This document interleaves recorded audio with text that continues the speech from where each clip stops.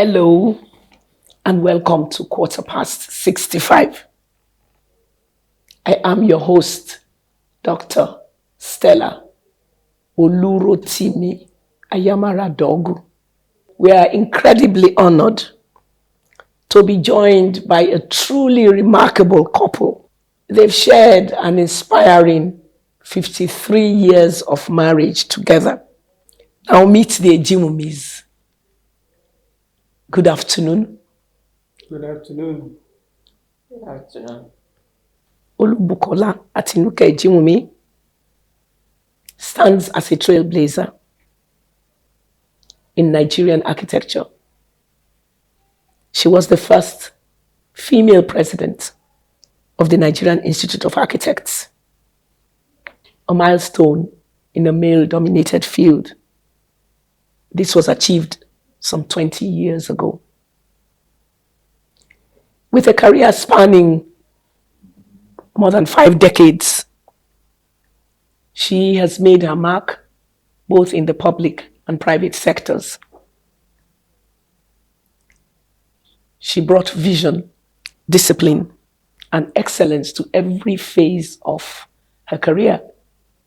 And she's been known to say that architecture is a profession where your work advertises you. You're welcome to Quarterpast 65. Thank you very much. And we have Professor Venerable Adedayo Ejiwumi. He's a renowned academic and consultant physician with decades of experience in clinical practice, research, and medical education. He has trained and mentored countless medical professionals, and he has contributed extensively to healthcare development in Nigeria. You're welcome, sir. Thank you very much. Now, let's start from the very beginning. 52 years of commitment, of staying together, and there's still a smile.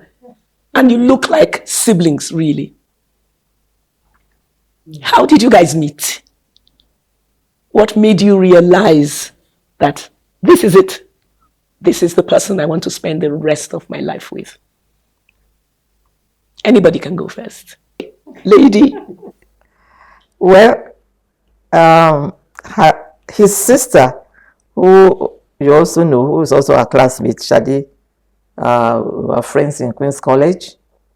And then we were to do some, at the end of year party, end of school party. So we were going to their house to make, the dresses we were going to wear. And that was where he claimed he saw me, but I was more interested in the dresses we were making because the mom sews. So that's, we did that, and then I went back to my house. Then I went to Queen's School, Enugu, for my A-levels. But apparently he had seen me and he thought, well, maybe, but so I think you better take it off from there.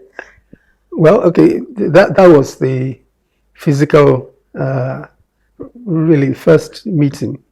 Well, as they will say now, but maybe they will have said it was maybe not love, but interest at first sight. And okay, yeah, the Bible study. After that, I just decided to explore the relationship. So today they will call it dating, they will call it courtship or chasing. And all those little And then that was the other thing that brought them to the street in which a house was, the Hughes Avenue at Yaba. There was a Bible study that was held regularly every Tuesday of the week by a European who was working with Mandelas in Lagos then. So he used to run this Bible study, and they used to come. And somebody who was living with him, with the man running the Bible study, also visits at Queen's College where they were. So between Bible study, coming home, a friend visiting, that was how things developed. So you're reliving, and I can just see your mind going back. It's been Yes. ages. How long did courtship take? Because courtship is supposed to be a deeper level of dating. We got married in 73. That was long enough after school. Yeah. 66 to 73 years. That's about 7 years. Yeah. So that's how it all went. She left for Enugu in 66. Yeah. But thank God, because of the war, she had to come back. So I had no problem of an Igbo man snatching her from you. Yes, well, after A levels in Lagos, so I went to ABU for the study of architecture. So, but that was after. That was 4 years. We were still in the relationship while I went to the university. And then we got married before I finished. And had a child my final year at the university. So, in marriage, even as adults, we talk of the baggage that we come with, our genealogy, our lineage. How did you manage to sift out those temperaments, those things that wouldn't have been good? Well, I don't know. I think I was fortunate. Her parents were not difficult. They allowed access to the house. They allowed me access to her to talk to without any strict supervision of our relationship. Why would you say that they did that? I think one good reason is that her mother was a very pleasant person. The more important reason was that the father was a social worker. Okay. So he was experienced enough to understand relationships. So they gave us room, they gave us space. There was only one thing that I think it was the mother that was amazed that it was part of our development of getting to know one another. It was that she couldn't stand the fact that part of where we went together in order to see what I was interested in was a psychiatric hospital. Wow. At Yaba. When she learned that was one place we used to go to, he said, if you want my wife, don't go there. And if you want my daughter, don't go there. But if you can take care of the relationship. But really, genealogy, lineage, what else also, the G. I don't think we ever left either of our backgrounds. But because of our commitment to one another and to our faith, we were able to manage. Until now, we are still managing. We never stop learning, do we? Yes. We hear that a man's language of love is respect, and the woman's language of love is hearing, caring, compliments, and all that. How do you manage that? Let me say that when we initially got married, I didn't realize that the aspect of respect is, well, I thought to respect your husband, you have to make, his food, get his clothes ready, clean the house as much as you can. But later on, I realized that really wasn't the respect a man desires. A man desires you not to argue with when you are with your friends or we are in a gathering. He doesn't want you to, when he says A, you will say A, B, C, D, E, F. He wants to be respected. He doesn't want you to shout on him in front of his friends. And even if what he has done is you're not happy with it, you can wait. And when you get home, you can now say, I didn't like the way you said that. So I learned that, you know, to respect him, I need to show it in public, respect him in public. Apart from ensuring that, you know, his food is ready, the house is clean, and all that. On the other hand, a woman, you know, wants to be pampered, you know, wants to be, you know, your birthday is remembered. Occasionally, you know, you bring in something, flowers or chocolates. Oh, I was going along the road and I saw something that I think you might like. That's the kind of thing, you know, a woman loves. But a man wants respect. He must need me to feel like a king. Yes. In his domain. Exactly. And even outside. Exactly. Tell us yours. I thought I didn't know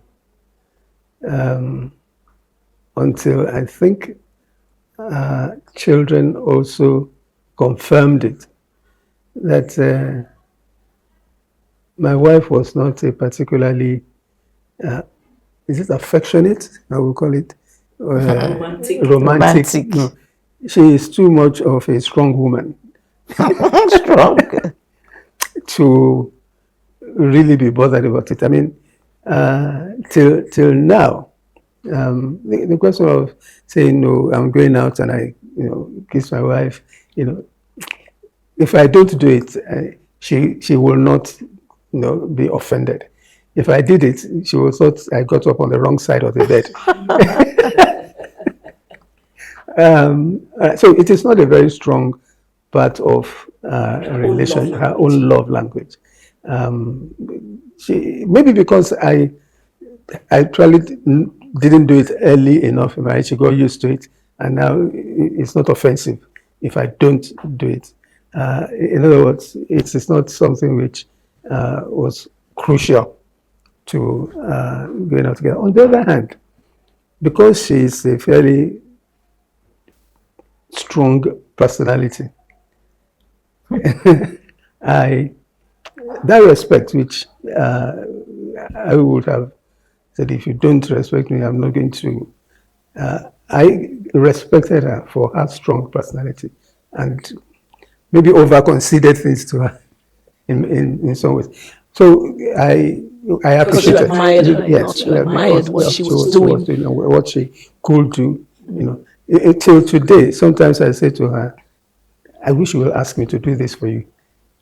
But that's because, you know, she finds it's easy to do many things for herself. And then perhaps sometimes when grows up to be a permanent secretary, she would be doing all those things. Yeah. So she does things, she can do many things herself. And I've learned to accept that, appreciate it, and be thankful for it. And then now that you are at home more together. Yeah, but you were in Agogo, you know.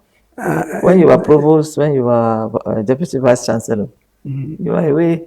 Okay, a lot of the time. A lot of the time. She had to pick up. Yes. Talk to young people who are growing up. I think I would advise that younger ones should prioritize. There has to be some level of limits. You don't just go all out and headlong into your profession, into your career. If I didn't have my aunt that was staying with me, you know, that means that the children would have been left on their own.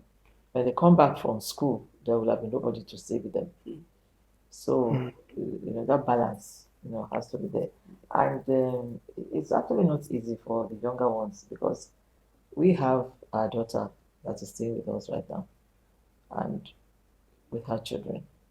And several times she also has to be on an assignment for her job. Either they're doing some recording or they're doing something.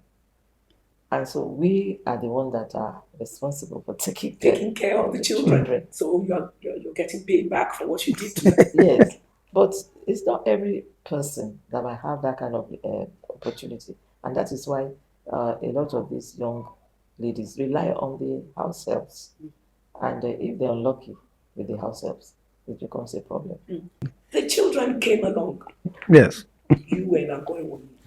She was in Lagos. I started work at College of Medicine in Lagos. Yes. And she started, first of all, as where she worked with a private company.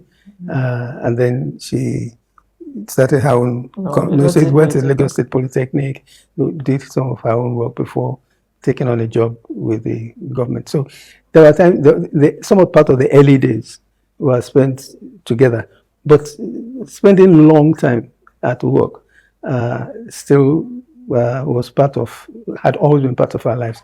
She spent a fairly long time at Modulo, and then when she went to the Polytechnic, it was also long. She was in charge of the department. When I came back, when I came back from England after 2 years or 3 years of being apart, I joined the College of Medicine in Lagos. And two things that took the time between close of work and coming home were trying to run a clinic in Atiaba, that was my mother's place, which was a maternity home, and or visiting a small poultry that we had at her father's place. So between work and home, there were a few other things, which again distracted us a bit from personally looking after the children. So we had always had some measure of distraction. We're thankful that the children are not as unhappy as they could be. Yeah, I think we will say to most people, watch it. It can turn out to be very, very destructive of relationships. So that brings me to the question of, there must have been some good communication between you. And then a man is supposed to provide. The woman is supposed to be the manager of resources. And you're talking about a private clinic. You're talking about a poultry. How did you guys do all of that? So, yes. Of course, we did it all together. We did it together. And the poultry we did together, that was in my father's house. Going to Hughes Avenue to help in Mama's clinic. I mean, it was inevitable because my mama wanted him, to take over, kind of, because the doctors were coming and going. So she felt that at least this one is my own. Exactly. So that he had to do that too. And then of course, in addition to that, we also had Christian organizations that we belong to. That we also have to Foursquare Gospel. What a full life. It was very full. It was very full, really. And it is still full. Because I don't know whether it's not full or not. But it's understandable now. I mean, we have more time to ourselves now. But then it was full. It was very full. Let's go back a bit to the children. Thankfully, your aunt was there. Some people would use an older relative. Some people, their mothers, either of the mothers. It makes me to use an example of the Obamas. When they moved to the White House, Michelle's mother had to come with them so that they would have, a solid person that would pass on the values to the children. How did you deal with the children? You've talked a little bit about it, but I just want you to go a little bit more in depth. The children didn't really see mommy and daddy much. How did you make sure that both of you maintained your relationship without having the children being as meddlesome or as manipulative as children are wont to be? I think she's in the best position to answer the day-to-day management, because when the children grew up a bit more, by the time they were growing up, I left Lagos for Agoye. So most of my own dealings with the children were at weekends. Unfortunately, on Sundays, I think I had also started being part of the leadership of a small Bible study group in church. So on Sundays, the older ones at least went with me.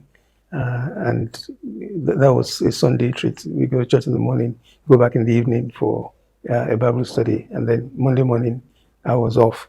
In terms of discipline, we had agreed that whatever mommy said was what daddy said. Whatever daddy said was what mommy said. Yeah. But in terms of the day-to-day communication of our values and what the way we want them to live. I think she would really speak more on that because she actually had to do that Monday to Friday in spite of preparing to go to work. Well, we have 4 children, 2 boys and 2 girls. And, firstborns are usually the donkey or what is it? Scapegoats. Call us whatever you want to call Yes, the scapegoats. So, he was in ISL, that's the staff school. And I said, look, you have to give good leadership. So, Ejiwaju. exactly. So when he finishes in school, I will insist that he does lesson. He will spend another 1 hour. Then when I pick him up, I'll take him to another private lesson. Oh my goodness. And then when we finish, and then when we come home, and then he will do his homework. And then in the night, by that 3 o'clock or so, I will wake him up again. And I say, while he's reading, I'm reading my Bible. And that's how we were handling it. The younger ones were, somebody went to ISL as well. He started ISL and then decided to go to the modern colleges because second born are usually, they give the firstborn the threat. They're usually more, I don't know what's the word. Smarter? Well, not smarter, rebellious. Yeah, they just want to overcome the firstborn. So and then our third one is a girl, and she went to a boarding school at Adedayo College in Nefe, and then the last one also went to a boarding school. So the first 2 were day students until somebody left ISL because he wasn't happy with the teacher. The teacher would always ask him to go and be writing on the board the notes of the teacher because he was quite brilliant. So, well, I tried as much as possible, as he said, to instill discipline. And I'm the one that shouts, and I'm the one that beats. He doesn't beat them. If he says he wants to beat them, I'll just be laughing at you. Just go and bring one tiny stick like this, and I'm like, how do you want to? Yeah, I don't want to do this one. Okay. But we just thank God that they turned out well. The girls, our first daughter, she's steady. She knows that she has to do her homework. She's so slow and steady wins the race. That's her. The last born, that one wants to. She liked to just do see. So when she didn't do well in her first year in school, in secondary school, I said, no, you can't go like this. So I removed all her dresses, all these 500. I went and locked them up and gave her the house uniform. That's what she should be wearing. Like you have to learn how to She didn't cry to her daddy. That is the first daughter that we say because they all have different characters. The last one, when she comes back from the boarding school, she will wash all her clothes, iron them, and fold them ready. So when she's ready to go back, she's all sorted out. But our first daughter, where is the sheet? Yes, with the kids. She can't find any of them. And I'm like, no. Then she will cry. Yes, daddy. I said, no, leave daddy out of this. We have to sort this out. So they always want to go together to him. But no, I said, no. We have to sort this out. So I'm the strict disciplinarian. Yes. The enforcer. Yes. But we are agreed. I mean, whatever it is that I decide to say to them, he does not now go behind my back to destroy that. So you keep quiet, even if he does not agree to my excesses. But at least they know that, they have to go along. So is that something that you think young couples need to practice, where they don't allow the children to manipulate? Yes, there are some. I understand there are some homes where the father and the mother say different things, and once the children know, the children are very brilliant. Even from babies, they know, what they can get away with, and once they know that if they tell daddy one thing, it's going to come and say, why did you do that?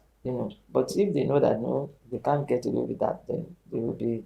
So parents need to be together in the discipline of the children. It's very, very important, so that the children will know that what mommy says is what daddy says. They will not go and be playing the one against the other. And did you do this because you were thinking, when these people are gone, it'll be us? And if we have spoiled our relationship by allowing these children to... Well, I said that, but the most thing that I tell my husband is he likes to visit a lot. He has the knack of visiting people, taking up their responsibilities. You know, when he was in the university, when he's coming home on Friday, the students will not all, but many of the students will give him messages to their parents in Lagos, and he will go So you will be the courier. But not just courier of messages, but even courier of the children. Bring one or two to Lagos, take them home. But it's it's helped. Some of that, some of those, it helped them. Well, it didn't help. But it maintained some relationship till now. I mean, we left Agowe how many years ago? More than 20 years now. And yet some of the friendships then are still existing now. I was amazed. A student who was a Muslim when I was in Agowe was telling his colleagues last year at a meeting of their friends online that it was a conversation on our way from Agowe that eventually was part of the reason why he's become a Christian today. So, you know, it's as his own work distracted us from a bit of deepening our relationship. This also did, but it had its good part.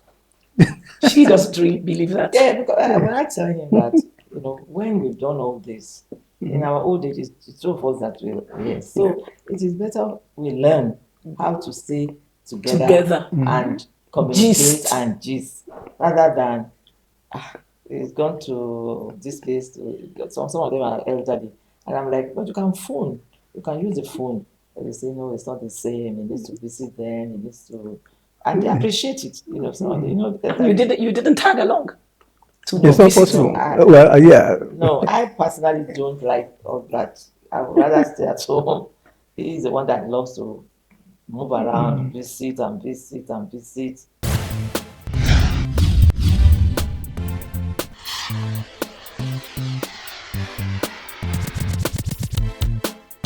Welcome back.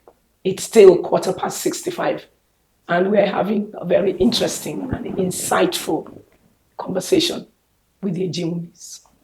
In all this that you're saying, apart from your auntie, when people get married, they say, don't take your personal matters to a third party. How true is that? Yeah, I think it's wise. I remember my stepmom, because he also takes things a bit lightly, maybe because he's a medical doctor. So if you say you have an ailment, he doesn't really take it very seriously. So I remember there was a time when my stepmom said, you know, there's no point telling him anything. He doesn't take it seriously. And it's because over the maybe months or years, I've said, don't bother yourself or you don't take it. So I found that statement coming from her very painful. So I made up my mind that, you know, don't say negative things, yes, about your spouse to either your parents or even your friends. Because when they now react to what you have been saying, you will not find it fun. To be painful. It will be painful. And there's no couple that will not have challenges. And you must learn one thing that we do is that because we pray together, I sleep very easily. That's one of the blessings I have. I work so hard. But when I'm done and I'm on my bed, I'm off. He doesn't sleep easily. So when we have misunderstanding, I'm off to bed. I'm fast asleep, and he's still turning over, thinking over it. So eventually, sometimes he will wake me up and say, "Why are you sleeping? This issue is on the ground." So we discuss it. Sometimes because sometimes a day or two might go before we discuss it, but because we need to pray together, because we pray together every morning, we will have no choice but to talk about it. So once you develop that kind of intimacy and relationship, unless it is something very, very, very big, maybe impregnated a girl or something, or somebody impregnated your wife. If it is just the normal routine of maybe funding, money, or I think you should just the two of you should just find a way of discussing it. I don't know. Well, he tries to cancel people, and there are some things that he's had to cancel people about. So maybe he might be in a better position to say what kind of situation will make a couple not be able to. I know we are handling one or two, and it's usually, as I said, great issues like another child, a child out of wedlock. But if that is not it, if it's just funds, because that's another thing that causes problems. I don't know how much he's earning. I don't know how much she's earning. It's what they are not open to one another, and then there's no trust. Because for him to be in Agowe Monday to Friday, there has to be some element of trust. And I've been telling others about that. And I remember there was a time the mother of one of those children came to see me, came to us, said that she just wants to know who is the wife of this man that has so many of these students. Because when we cook for him, we cook is what For is the week. for the week. I learned that within 2 days the food is It's finished. gone. And because it's not just him that eats it, all the girls and maybe some of the boys, all the students, they eat the food. And I'm like, yeah, I've done my responsibility. So they will end up buying him akara and bread or something. They just managing themselves until he comes again on Friday.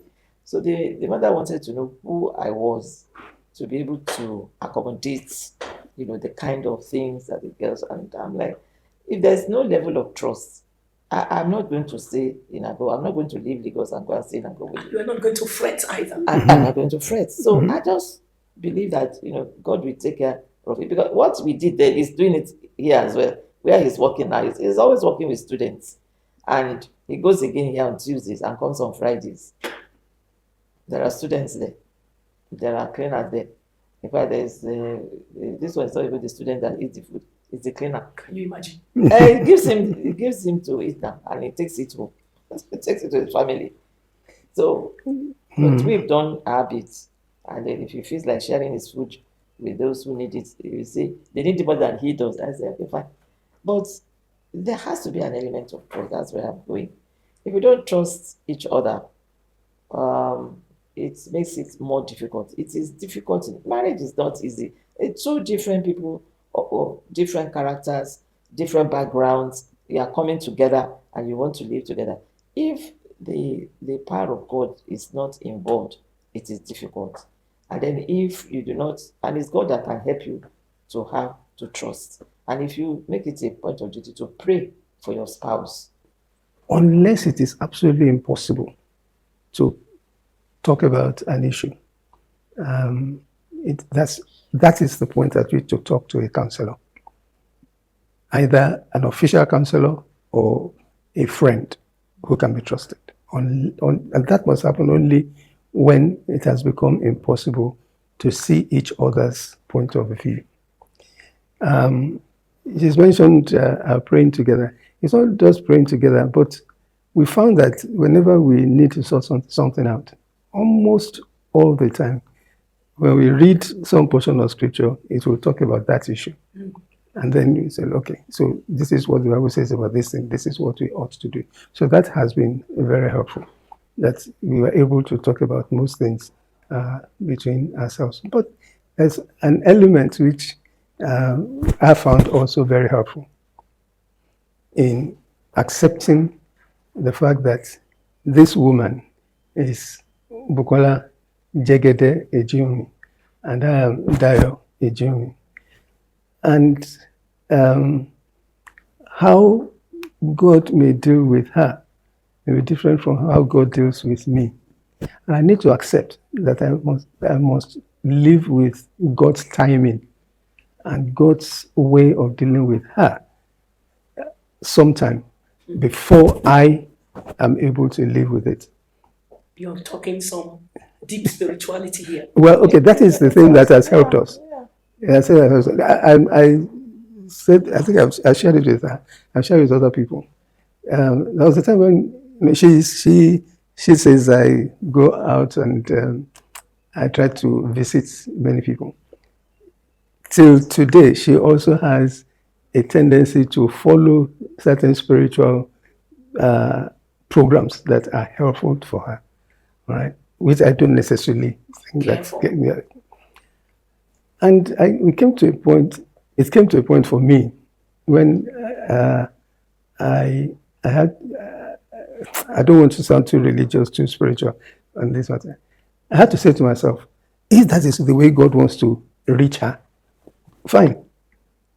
I cannot quarrel with that because she's not doing something that is going to be harmful. She's doing something that is helping her to be what God wants her to be. So I must Is that something that you would want all couples to talk about? You're talking about the importance of spirituality. Yes, it's crucial. It is crucial in marriage. In fact, my view is that you cannot be a good father, a good husband, a good wife, or a good mother if you are not first of all a good Christian. I don't know if you're a good Muslim, but if you're not first of all a good Christian, forget about being a good father. Just as a good worker, all right, a good worker must first of all be a good Christian to be a good worker. And I think that is also basically true of marriage. If both are not in the same spiritual frame of mind, wishing to live that spiritual life as it ought to be lived, it will be more difficult. It's difficult enough, naturally. Now you're dealing with issues that are beyond ordinary human ability and understanding. You need the person who created it. And if both are working in that direction, it will make it unnecessary to go to a third party. But if you're not, then a third party will have to be involved. And it is more difficult to listen to a third party than to listen to one another. More difficult. We are passing through one now. We passed through one before, where two people, both of them Christians, had to go apart. And some of my friends are saying that's happening more and more often now. That Christians are getting into divorce because of inability to listen to one another. And that also maybe have God, the Creator, at the center. At the center of their relationship. Yes. So before my final question, you said something that was important to me. How the children viewed both your absences and how you dealt with it. Is that something that you would want to suggest, would counsel other people? You need to apologize.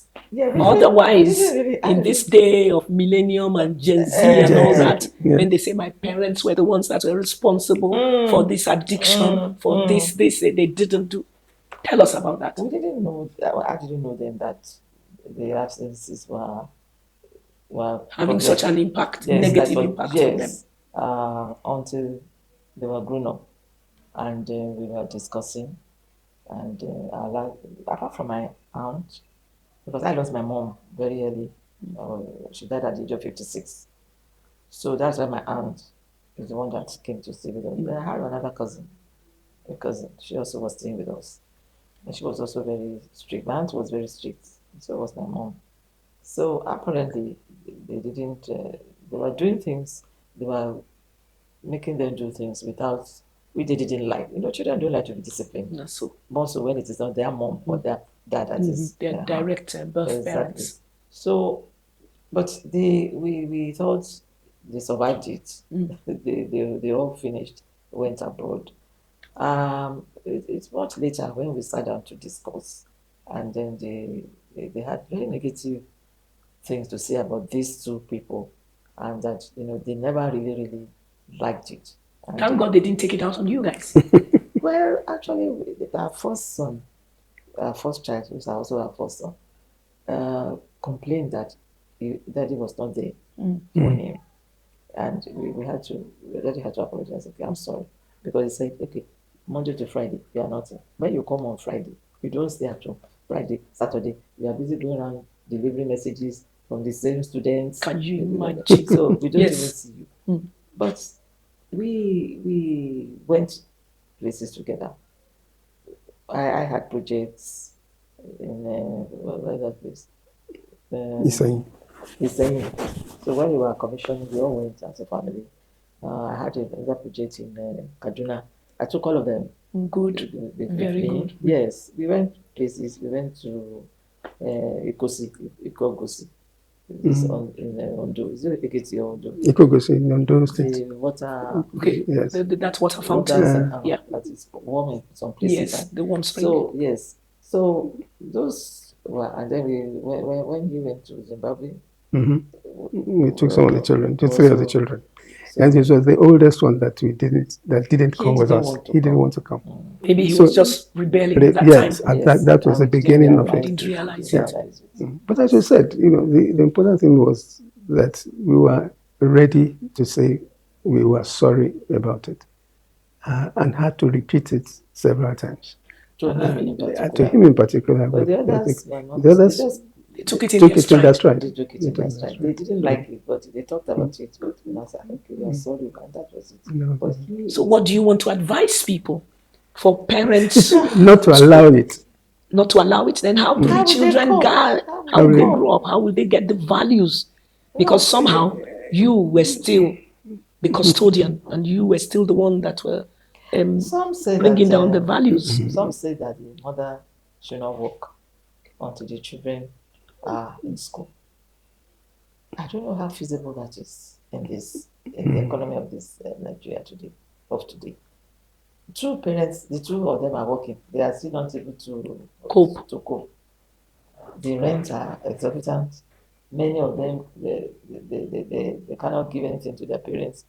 It is called that most parents are helping out financially with their children. Yes, but when I say don't let it happen, I mean you need to be deliberate about preventing it. In other words, looking back now, all right, like whatever I needed to do at the weekends when I was at home, you should have focused more on the children being at home. To say, okay, no, I'm not going to do that. This is daddy and children's time. Yes. Precisely. We're just coming from the 1 year remembrance of a friend who just died. And I was shocked when he was telling me that there were times when, and this is a person who became really important in the academic world in Lagos, that he would take his children to Badagry, to Topo, to Togo, when they were growing up. Just to have some time with them. Just to have time, like, just a deliberate thing. Which, except for holiday, except for the project when I was in Zimbabwe and I asked them to come. It wasn't as if we got to and I said, this weekend we are going to so and so. So that deliberate decision to focus on the children and involve them, even involve them in deciding where to go, what to do. It's something which in the Western world is easier for them to do. I mean, you know how many children, how many families say we are going to Disney, we are going to this, we are going to that. To keep that bond. Yes. Yes. Yes. But it's that time, But this, what he did was, and that's what the children, if we had done that, that when he comes in on Friday, everybody is excited. So Saturday, this is what we're doing. We are going to do something. So, that is something what they, no matter how busy, let's say, the two parents have to work and leave the children with the house girl. It's weekend, Saturday and Sunday. You can tell the house girl, you can go on a break. You go on a break. I'm taking over. You work in the kitchen with your children, and then after the cleaning of the house, you all get into the car and go away, drive off and go and do something. That would, mean a lot to the children. Yes. Is sex overrated in marriages? Is it overrated? Let me tell you my story. When I was getting married, because my mother died, so my father called me and said, it's your mom that used to talk to people that are getting married, but she's not here. So one thing I would just like to tell you that no matter what happens, don't deny your husband sex. That when you see a man that has a beautiful wife at home and is going out after one ugly girl because he is not getting sexual satisfaction at home. So, I mean, this question has been asked several. We are married for 52 years. 2 years. I'm 77. He's 80, 81. To a very large extent, I tried to follow my father's advice, especially in the younger days. But even in old age, the sex is still there, and it's not as often. But I don't know. I do not think it should be, even with the younger ones, it should be overrated. A way of showing intimacy. But there are other ways of showing intimacy. I mean, as I said earlier, a woman loves to be pampered. Maybe just a bit of cuddling. It doesn't really necessarily have to end in sex. Um, Hugging each other, a touch here, a touch there, even on the bed in the night, you can just cuddle and sleep off without necessarily. So it's it's something that I don't know whether it's overrated, but I think You're laughing. I'm laughing. Yes. What's your point of view? As much as possible, they should not deny one another. Yeah, I think basically that is the point, not to deny one another. That's basic counsel, and it's biblical. But secondly, it can be overrated because there are other issues that need to be attended to, for which sex can be a hindrance. One is the spirituality of the two You're people. always going that way. Yes, it's key. It's key to marriage. It's key to marriage. So if that is suffering, and the man or the woman is constantly demanding sex, they need to sit down together and re-examine the place of sex in their marriage, in their relationship.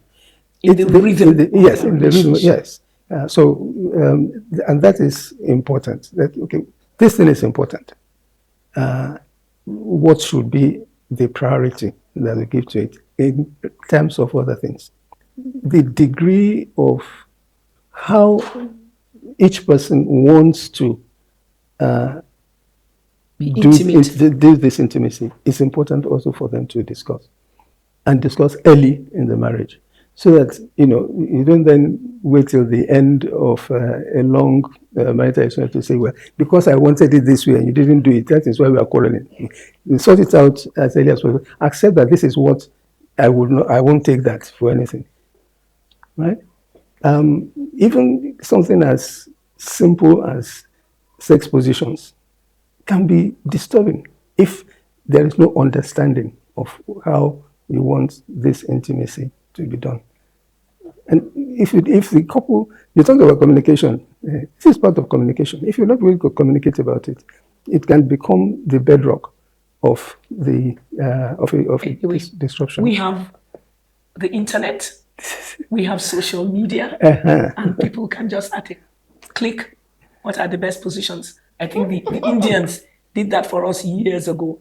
When I was growing up, I saw all the books and all the different positions that you're talking about, came down from India and all of that. But now it's awash on the media. It's awash on the media now. But that does not mean that both people would accept every position.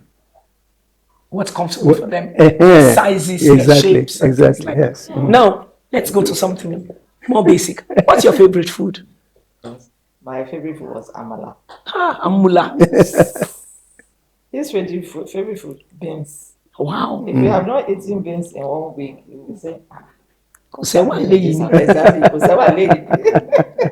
yes. Your favorite song? Okay. One favorite one is one that belongs now, Father, mindful of the Lord, that waters once were all on Calvary stream. And now, but the reason why I like the song is that the third verse of it talks about, and now for those our dearest and our best. And it's a Holy Communion song. So, and the Holy Communion song is a time to remember the children, the friends And now these are the ones who are dear as an ambassador. Hold them dear to your heart. Okay, sing. That one. Your own favorite. My own. I got only or as the dear pants. Okay. John Jibo. Me. Yeah. Ah. Waters of my soul longs after you. You alone are my heart's desire, and I long to worship you. You alone are my strength, my shield. To you alone may my spirit yield.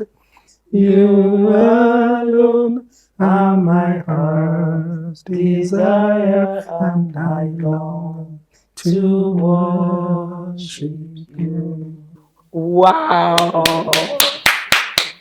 Thank you, thank you, thank you, thank you, thank you, thank you, thank you. Thank you so much for joining us on today's episode of Quarterpast 65. You will agree with me that we've had a wonderful, insightful, very interesting revelations and insights about how to keep a marriage going for 52 years and counting. We were talking with the Ejiwumis, Professor and Architect Ejiwumi. Please join our social media handles on YouTube, Facebook, Instagram. Like and share our posts and leave a comment on today's episode. Let us also know what other topics you would like us to handle in the nearest future. Your thoughts and inputs are invaluable to us. Until we come your way again on Quarterpast 65, it's bye